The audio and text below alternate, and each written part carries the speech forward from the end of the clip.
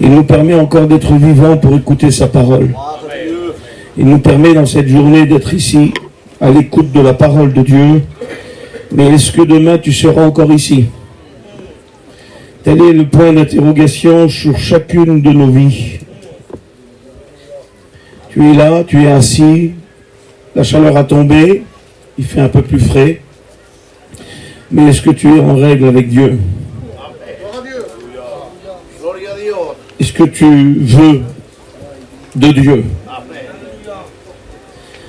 Si tu le veux, il t'acceptera. Si tu le refuses, il te refusera pour l'éternité. Il y a un verset qui dit. Je ne sais pas qu'est-ce que tu vas faire de ce message. Mais il y a des messages qui brisent les œuvres ténébreuses. Amen. Des messages qui donnent la vie. Amen. Des messages qui libèrent. Amen. Des messages qui restaurent. La parole de Dieu, c'est un message pour 500 personnes ce soir. Chacun peut prendre un morceau du message, un mot du message. Chacun peut sortir de sa misère. Chacun peut être appelé à sortir de là où il est. Veux-tu sortir de là où tu es? Écoute, si tu as mal fait, j'ai une bonne nouvelle. Dieu est amour. Je vais lire un verset qui brise les œuvres ténébreuses. Un verset qui brise les œuvres ténébreuses. Il y a quelque chose qui brise les œuvres ténébreuses. Savez-vous ce que c'est? Ce n'est pas des beaux discours qui brisent les œuvres ténébreuses. Ce n'est pas de belles prédications, pardonnez-moi. Ce n'est pas des messages tout préparés. Ce n'est pas des dizaines de versets. Ce qui brise les œuvres ténébreuses, c'est l'amour de Dieu. C'est ça qui brise les œuvres ténébreuses. Nous ne voulons pas parmi nous ce soir d'esprit religieux. Nous ne sommes pas des religieux. Nous vivons Dieu. Il y a Dieu en nous, il y a le Père, le Fils et le Saint-Esprit. Ne savez-vous pas que vous êtes la maison de Dieu, le temple du Saint-Esprit? Et si quelqu'un veut détruire ce temple, je le détruirai, car le temple est saint, dit Dieu dans l'Épître Corinthiens. Et c'est ce que vous êtes. Nous sommes saints par le sang de Jésus. Et nous ne voulons pas d'esprit religieux. Nous étions religieux avant. Il nous a sortis de la religion. C'est pas pour y retourner. C'est pour vivre pleinement l'esprit de Dieu. Nous avons besoin de l'esprit de Dieu. Nous avons besoin de Dieu. Nous avons besoin d'aimer. Nous avons besoin de manifester la puissance de l'amour de Dieu. Je vais lire un verset. Je crie haut et fort, s'il y a des pharisiens parmi nous, partez, car vous n'allez pas aimer ce verset. Si vous avez un esprit pharisianisme, si vous êtes des pharisiens et que vous tapez par la parole de Dieu sur la tête des gens, partez.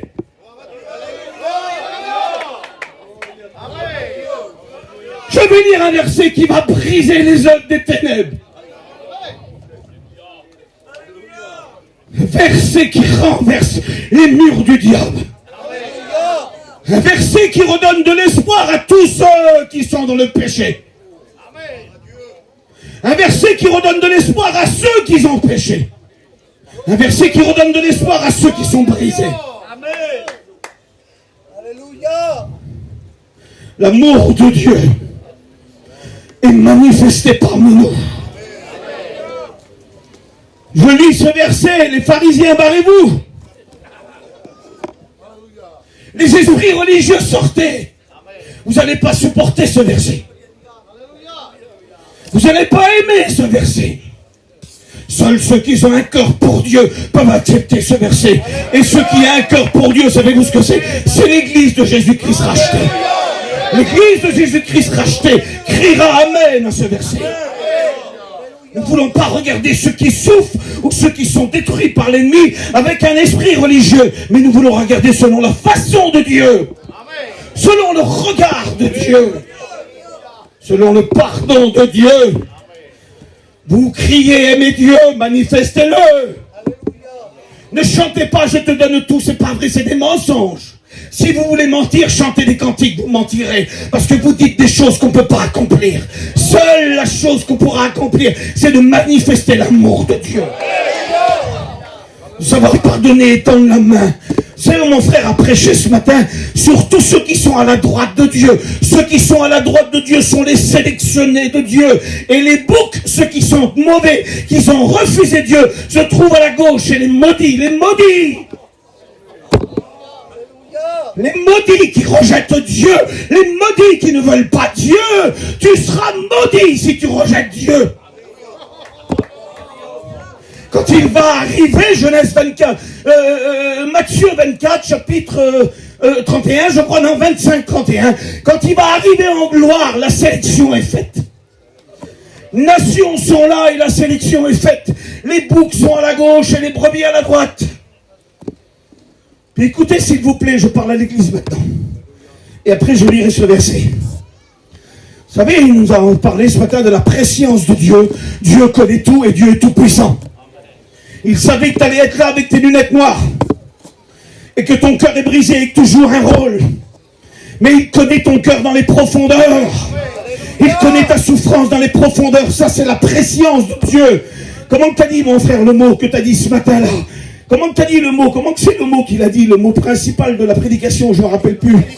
La prédestinée. Il nous a fait rentrer dans sa prédestinée. Mais une prédestinée de salut pour aller au ciel, pas pour continuer dans ton péché. Écoute, je connais les projets que j'ai formés sur toi. Projet de paix, dit Dieu, et non de malheur. Il va dire à tous ceux qui sont à droite. Il va dire, venez, vous les bénis de mon Père, prenez possession du royaume. Il dit, j'ai eu faim, vous m'avez donné à manger, j'ai eu soif, vous m'avez donné à boire, j'étais nu, vous m'avez vêtu, j'ai été à l'hôpital, vous êtes venu me voir, j'étais en prison, vous êtes venu me visiter. Et vous savez ce qu'ils disent, eux? Écoutez, ils sont étonnés.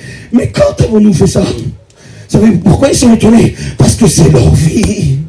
Ils n'ont rien fait de plus, ils n'ont pas fait du tam-tam pour se faire voir. Le véritable chrétien qui manifeste l'amour de Dieu, sa vie c'est de donner, c'est d'aller, c'est d'aider, c'est de pardonner, c'est d'aider le malheureux, c'est pas de jeter des pierres. Ils étaient étonnés, quand avons-nous fait ça, Seigneur? C'était leur vie, la vie de l'église, c'est d'aimer. La vie de l'église, c'est de pardonner. Les esprits religieux n'en veulent pas. Parce que l'esprit religieux bloque tout. Mais la parole de Dieu ce soir, si tu l'acceptes, elle débloquera ton esprit religieux. Je vais lire le verset maintenant. Et je ne sais pas ce que ça sera la prédication. Mais je sais une chose, c'est que Dieu a quelque chose à dire à quelqu'un. Allez, on lit 1 Jean. Les pharisiens, bouchez vos oreilles. Mettez-vous des boules caisses, vous n'allez pas aimer.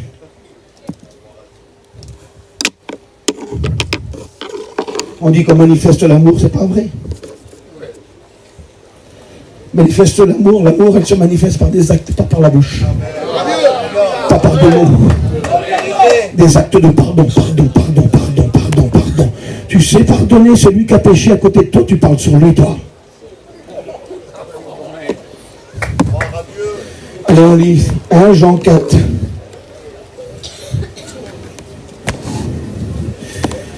Le verset qui arrive s'adresse aux pharisiens et l'église est englobée dedans parce que vous allez voir dans le verset qui arrive, il s'est manifesté quelque chose pour que nous puissions aussi manifester ce que lui a manifesté. Quand nous allons lire le verset, il va être question de l'amour de Dieu. Mais l'amour de Dieu est insondable, l'amour de Dieu est intouchable. Et il a voulu nous faire participer dans cet amour. Et que pour qu'on puisse participer dans cet amour, il a fallu qu'il ouvre son cœur, Dieu. Il l'a dit. Écoutez, s'il vous plaît. Je crie haut et fort. Quand la communion a été coupée par le diable, quand il a tombé dans le jardin et qu'il a coupé la créature du Créateur, Dieu s'est levé et il a dit, la postérité de cette femme que tu as fait pécher t'écrasera la tête, Satan. Et à partir de là, le cœur de Dieu a commencé à battre pour tous ceux qui vivaient dans le péché. Et à un moment donné, après 4000 ans d'annonce, le cœur de Dieu s'ouvre. Mais il s'ouvre où, le cœur de Dieu? Il s'ouvre à un seul endroit, à Golgotha. C'est là où le cœur de Dieu commence à battre de plus en plus fort, parce qu'il donne son cœur, il donne sa vie, il donne ce qu'il a de plus cher, son Fils Jésus, afin que l'Église de Jésus-Christ puisse participer à cet amour. Écoutez, nous lisons maintenant. Bien-aimés, 1 Jean 4, chapitre 7, 8, 9, 10. Écoutez, s'il vous plaît. Pardonnez-moi de parler ainsi, mais je parle comme je dois parler. Et pardonnez-moi si ça ne plaît pas, tant pis. Mais au moins si ça peut changer ton esprit de pharisien. Parce que tu as des gens à sauver autour de toi, mais tu les juges.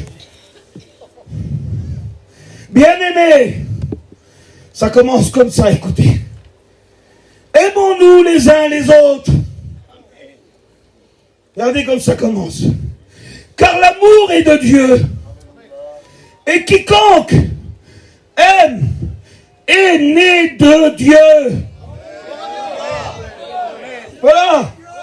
Qu'est-ce qui va prouver les fruits de ton apostolat, les fruits de ta vie chrétienne? C'est que tu manifestes l'amour comme lui l'a manifesté.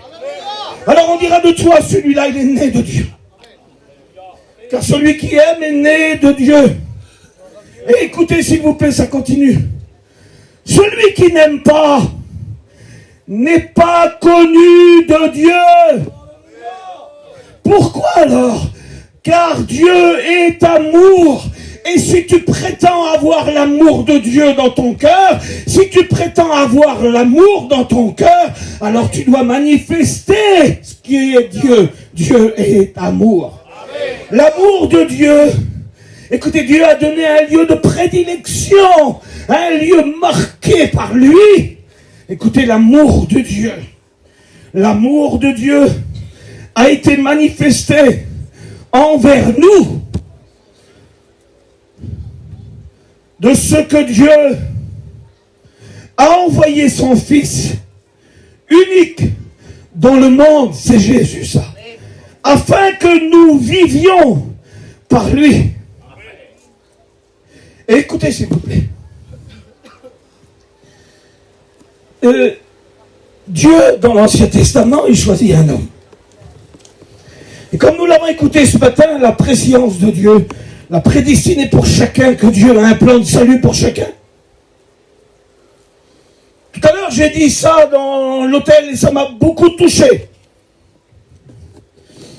Et une partie de l'après-midi, j'ai médité un message, mais à rapport de cette pensée qui est venue dans mon cœur, le message s'est retourné. Le message est parti selon le Saint-Esprit, ce qui veut dire. Peut-être que le message que j'ai médité tout à l'heure, on devait parler des ossements de Ézéchiel 37, la puissance de Dieu. Mais là, Dieu veut manifester et parler de son amour. Parce que c'est à partir de l'amour que l'on manifeste, que nous avons les uns pour les autres, que Dieu va se manifester à travers nous. Et tout à l'heure, moi j'ai marqué ça, ça m'a touché. J'avais des frissons sur moi, j'avais même envie de pleurer. L'amour de Jésus n'est pas celle... J'ai mis comme ça, l'amour de Jésus n'est pas celle des hommes. Et tu as bien fait de le dire, Maël. Et c'est une porte au message que tu m'as ouvert. L'amour de Jésus n'est pas celle des hommes. Écoutez s'il vous plaît. Et puis je disais ça, j'ai marqué ça, et ils ont parlé à Maël. Parce que les hommes, les hommes jugent sur une action. Elle a mal fait, il a mal fait. Mais Dieu, je l'aime dans mon cœur parce que lui, il juge sur un parcours d'une vie. Sur un parcours de vie. Il ne juge pas sur une action. Il juge et il prend les racines du problème. Et pourquoi, et qu'est-ce qu'il y a, et qu'est-ce qui t'a influencé, et qu'est-ce qui t'a poussé à commettre cette chose.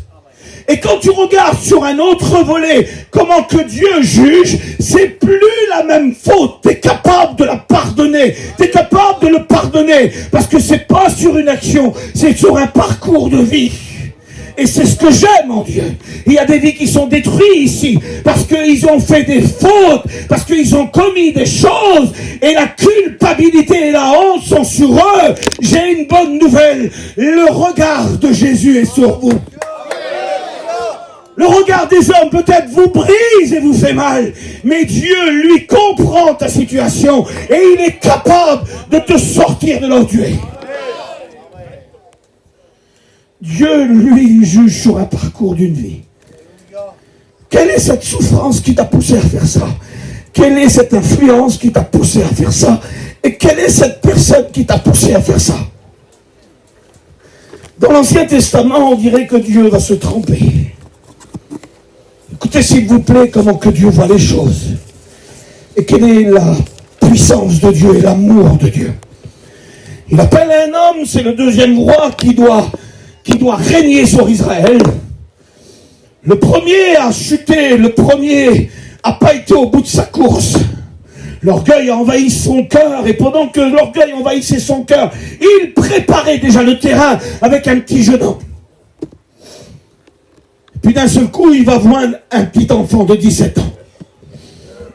Et il va lui donner un nom. Et nous le savons parce que sa vie s'est déroulée, nous savons qu'est-ce qui s'est passé. Et puis cet homme-là, écoutez s'il vous plaît, il l'appelle et il le voit par Samuel. Les hommes choisissent des autres, non? Lui, Dieu il dit non, c'est pas les autres, c'est lui. Parce que lui, dans son choix, il ne se trompe pas. Il est Dieu. Et il lui donne un nom.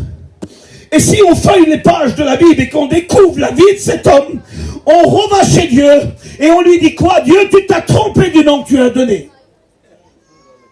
Tu as fait une erreur, Dieu. Parce que, écoute, Dieu, nous, on sait ce qui s'est passé. Tu appelles un homme et tu l'appelles du nom de David, mais non seulement que tu l'appelles du nom de David, tu l'appelles l'homme selon ton cœur. Mais l'homme selon ton cœur à 50 ans, qu'est-ce qu'il fait? S'il vous plaît, pardonnez-moi de l'expression, mais il devient adultère et il tue l'épouse. Il tue l'époux, il tue Uri. Donc en se retournant vers Dieu, Dieu t'a fait une erreur. Parce que tu as appelé David l'homme selon ton cœur, il devient meurtrier. Qu'est-ce que tu as fait, Dieu? Tu t'es trompé. Est-ce que vous croyez que Dieu se trompe? Non. Non, Dieu ne se trompe pas. Vous savez pourquoi il l'a appelé selon son cœur? Parce que Dieu, le cœur de Dieu est la vérité. Et dans le cœur de David était la vérité. Parce que quand on lui dit que c'était lui, il a dit oui, c'est moi. Il avait une capacité à se repentir. Et écoutez, tous les hommes, même s'ils ont péché, même s'ils ont fait le pire, s'ils ont une capacité à se repentir, Dieu peut les appeler des hommes selon son cœur. Et ce soir, peu importe ce que tu as fait, peu importe ce que tu as commis, si tu es un meurtrier ou un adultère, Dieu, à travers un homme repentant, peut te restaurer. Et là, c'est véritablement le cœur de Dieu qui parle. Les bouches des hommes sont fermées parce que personne ne peut se mettre à l'égalité de Dieu pour pardonner. Il n'y a que Dieu qui pardonne. Écoutez, quand on emmène cette femme vers les pharisiens, Jean chapitre 8 verset 1er, cette femme est horrible, elle est horrible, elle mérite la mort. Et puis si on devrait mettre ta vie en rétrospectif sur un tableau ici, sur un écran géant, on serait tous près de toi avec des grosses pierres pour te lapider. Cette femme est prise, pardonnez-moi, elle est prise dans un piège. Et cette femme est prise, elle est amenée devant Jésus. Et écoutez ce qui se passe, s'il vous plaît. Là, une troupe de pharisiens, de religieux sont là. Et puis ils viennent et ils disent la loi de Moïse dit que cette femme mérite la mort. Jésus s'assoit. Il écrit par terre. On ne sait pas ce qu'il va écrire. Mais là, on est dans le temple. Écoutez, s'il vous plaît, on ne sait pas ce qu'il a écrit. Bien peut s'imaginer ce qu'il a écrit. Mais moi, c'est pas ce qui m'importe, ce qu'il a écrit. Ce qui m'importe, c'est quand il s'est relevé. Et puis qu'il a dit un mot.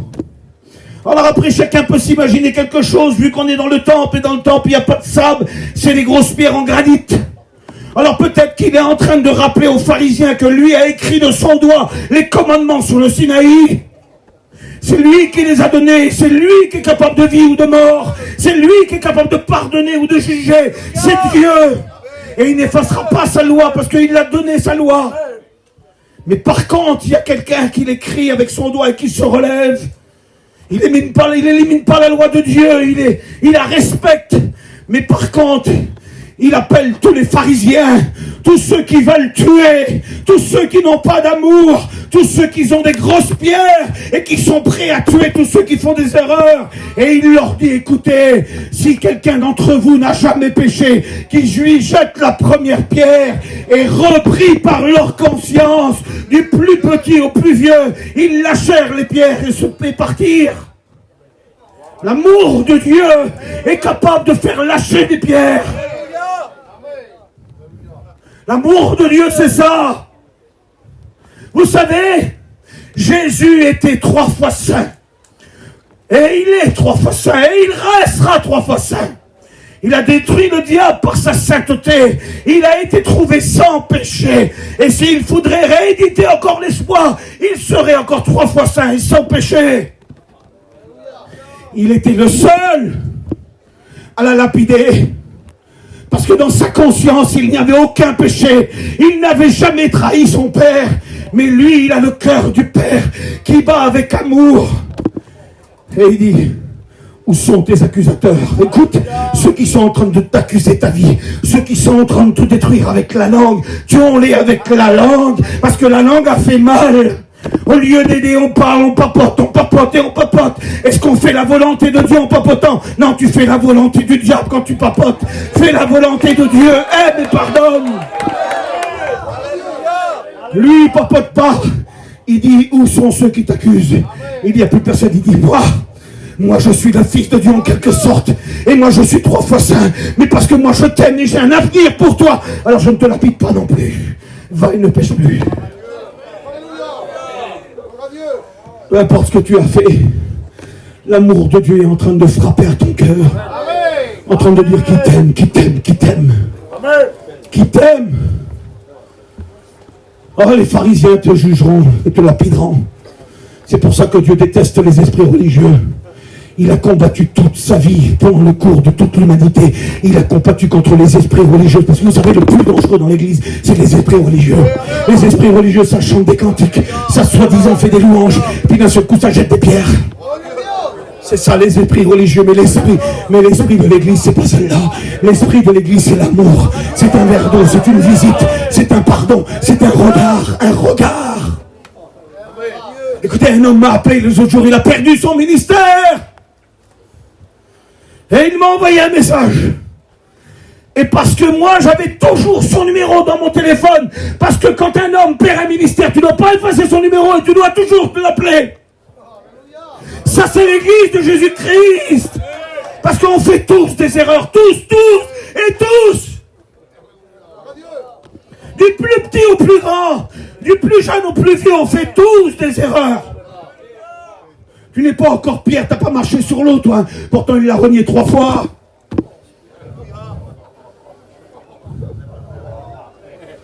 Et vous savez ce qui s'est passé? J'avais son numéro.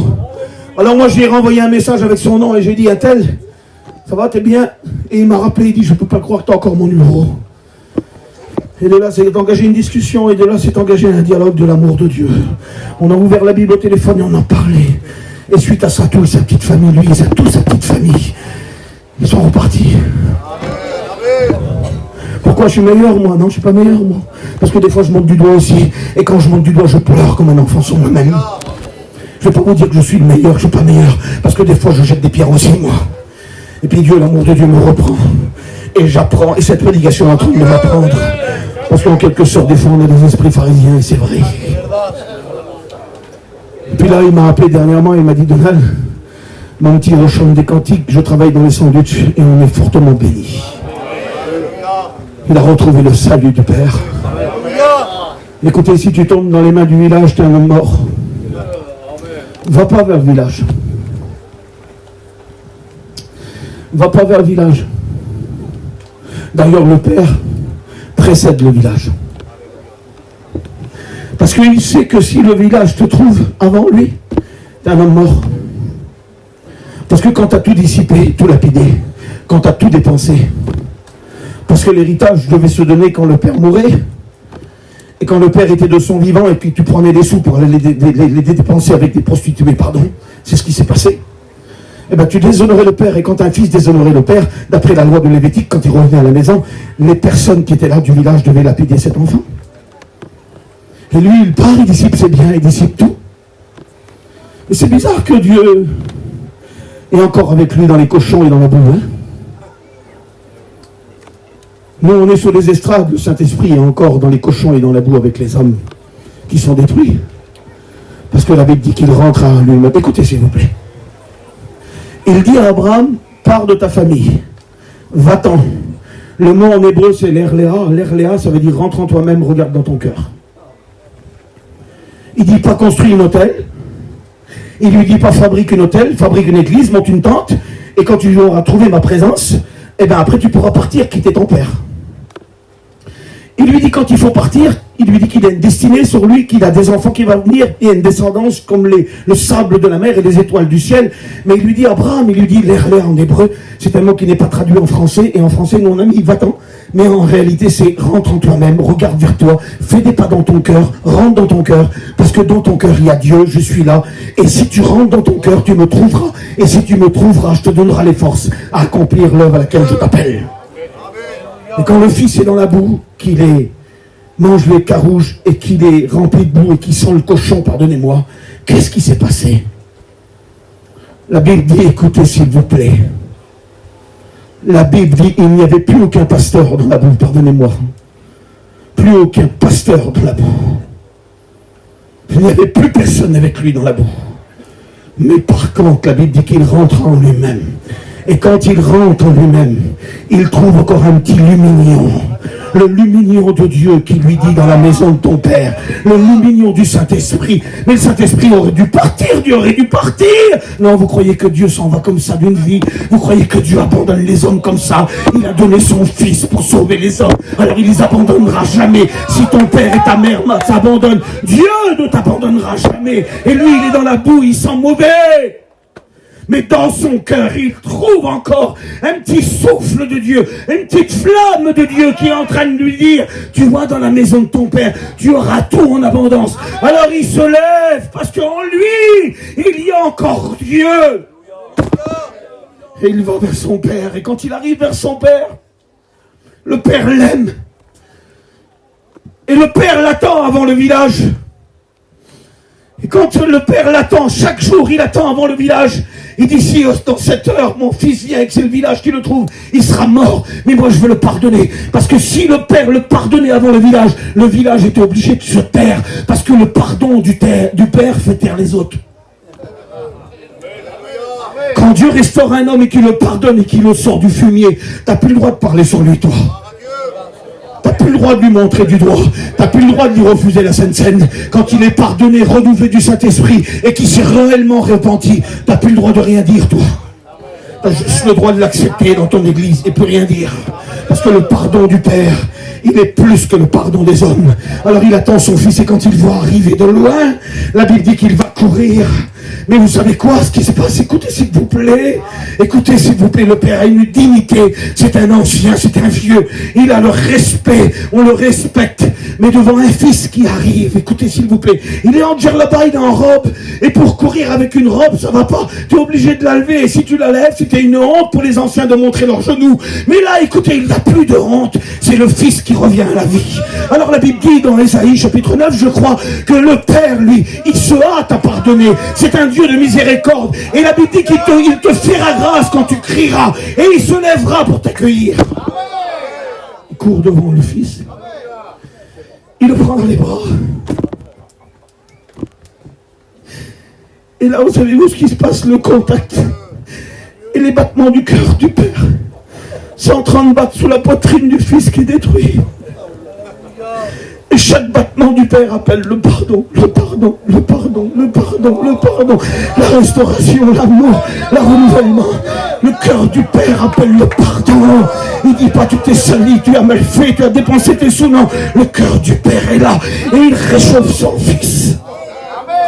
Et il dit mon Fils qui était mort est revenu à la vie. Tout à l'heure, quand le garçon chantait avec ses gros contrats remplis d'euros, je pensais à mon petit qui était pris aussi, moi. Et je pleurais, et je regardais la fierté du Père qui était en train de le filmer. Parce qu'il m'a appelé préalablement pour me dire cette bonne nouvelle, parce qu'il m'avait demandé de prier pour lui. Puis il m'a dit, Donald, le Seigneur va bénir ton petit aussi. Et là, quand je voyais cette fierté de cet homme, et quand je voyais ce garçon-là, qui était en train de témoigner, je voyais l'amour du Père, l'amour du Père biologique sur cette terre, pardonne-moi mon frère, mais l'amour du Père céleste. Et qu'est-ce qui l'a ramené? C'est aussi les prières d'un Père, mais c'est le Père céleste qui ramène tous les hommes qui sont dans la boue, qui sont loin, qui ont des contrats, des 300 000 à 400 000 euros, qui sont dans la drogue, qui sont dans l'alcool. Le Père céleste, lui, il ne sommeille ni ne dort, mais il est au travail jour et nuit.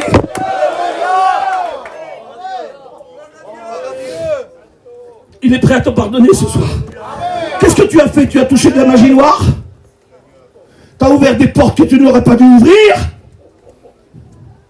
Tu as fait des choses, tu as été poussé, des personnes t'ont poussé à ouvrir ces portes. Et aujourd'hui te voilà détruit intérieurement. C'est peut-être, t'as plus de raisonnement, tu raisonnes même plus comme il faut, parce que ce qui a possédé ton corps, ce qui t'a poussé à faire ces choses, sont en train de posséder ta vie. Mais écoute. À Golgotha, il a dépouillé les ténèbres. Il les a livrés publiquement en spectacle et a triomphé du diable. Il a effacé l'acte dans les ordonnances qui te condamnent et il les a cloués à la croix. Jésus a triomphé. Il veut te pardonner. Il veut te délivrer. Tu es rempli de drogue. Et aujourd'hui, tu es détruit. Tu ne veux plus faire ça, mais tu es obligé parce que ça possède ta vie. Jésus veut te prendre dans les bras. Il veut te restaurer. Il veut te pardonner. Il veut te remettre une nouvelle robe. Il veut te bénir. Écoutez, j'en ai assez dit. Et nous allons prier maintenant. L'amour du Père n'est pas celle des hommes. L'amour du Père, elle pardonne où les hommes ont des pierres dans les mains. L'amour du Père est puissante. L'amour du Père est vivante. Il manifeste sa grâce envers nous. Il manifeste sa grâce envers toi. Écoute, tu vas aller en enfer. Écoute, s'il te plaît. Écoute, je t'en supplie. T'es au loin. Écoutez. Écoutez, je termine. T'es au loin. Mais tu fais comme si ça ne t'intéresse pas, la prédication. Mais il y a une épée Damoclès qui est sur ta vie. Comprends qu'à tout moment, ton petit cœur de 300 grammes et qui filtre 800 litres de sang par jour, la création de Dieu, c'est à cause de lui que tu vis. Puis d'un seul coup, il peut s'arrêter, cette épée Damoclès, ce péché que tu es redevable. Tu dois des sous au diable. Car le salaire du péché, c'est la mort. Mais le don gratuit de Dieu, c'est la vie éternelle. Fais attention à ce message. Parce que quand les démons vont venir et que tu n'as pas passé par le sang de Jésus, tu seras obligé d'aller avec eux. Mais ce soir, tu n'es pas obligé d'aller avec les démons. Parce que le cœur du Père bat pour toi. Il a donné son Fils Jésus pour toi. Il veut te sauver, il veut te libérer, il veut te pardonner. Dieu t'aime. Dieu t'aime. Je voudrais terminer avec un cantique de reconnaissance que David a écrit. Il a écrit un cantique parce que dans sa vie, il a eu plein de misère. Et il a voulu écrire un cantique pour Jésus, pour Dieu. Il l'a tellement sorti de sa misère, il l'a tellement restauré, il l'a tellement pardonné. Et puis il est mort à 70 ans et il a écrit un cantique. Je voudrais le lire pour toi. Écoute ce que David a écrit. Nous allons lire ensemble un psaume de l'Écriture et après, nous allons prier, s'il vous plaît. On va lire le psaume de reconnaissance que David a écrit pour son Dieu. C'est psaume 18. Psaume 18. Je suis beaucoup touché à chaque fois que je lis ce psaume. Je me vois moi souvent. Je me vois à moi. Ah oui, ce psaume, regardez l'amour de Dieu. Au chef des chantres du serviteur David de l'Éternel. David qui adressa à l'Éternel les paroles de ce cantique. Il a tellement été reconnaissant envers Dieu, ça a duré 10 ans, sa cavale. Son beau-père voulait le tuer, ça a duré 10 ans. Et pendant 10 ans de temps, la mort était à ses trousses, il aurait pu mourir à chaque instant. Mais Dieu le protégeait, car il avait voix, il était l'homme selon le cœur de Dieu. L'Éternel, et il dit les paroles du cantique, lorsque l'Éternel l'eut délivré de la main de tous ses ennemis, et de la main de Saül, et il dit, je t'aime, ô Éternel, ma force, Éternel est mon rocher, ma forteresse, mon libérateur, bonté Seigneur, il peut être ton libérateur ce soir. Mon Dieu est mon rocher, je trouve un abri, mon bouclier, ma force. Je m'écris loué sur l'Éternel et je suis délivré de l'ennemi. Et regardez, il commence, qu'est-ce qui s'était passé pendant ces 10 ans de temps, ce qu'il a vécu, ce que tu es en train de vivre. Écoute, les liens de la mort m'avaient environné, les torrents de la destruction m'avaient épouvanté, les liens du séjour des morts m'avaient enlacé, le filet de la mort m'avait surpris. Écoutez s'il vous plaît, et regardez ce qu'il va dire. Mais dans ma détresse, j'ai invoqué l'Éternel, j'ai crié à mon Dieu, et de son palais, il a étendu sa main, et mon cri est parvenu jusqu'à lui. Et écoutez, il continue au verset 17, il a étendu sa main d'en haut, et il m'a saisi, c'est Dieu ça, il peut te saisir ce soir. Si tu cries à lui, il peut te saisir de là où tu es, des liens de la mort, de la destruction, de ce que tu es en train de vivre dans ta possession. Il peut te libérer. Il m'a retiré des grandes eaux. Il m'a délivré de mon adversaire puissant, de mes ennemis qui étaient les plus forts que moi. Ils étaient plus forts que moi. Et il m'avait surpris au jour de ma détresse. Mais l'Éternel fut mon appui. Pourquoi? Il m'a mis au large. Pourquoi? Il m'a sauvé. Pourquoi? Écoutez, il le dit. Il m'a sauvé parce que c'était le roi, parce que c'était David, parce que c'était l'homme selon le cœur de Dieu. Non, il le dit. Il m'a sauvé parce qu'il m'aime.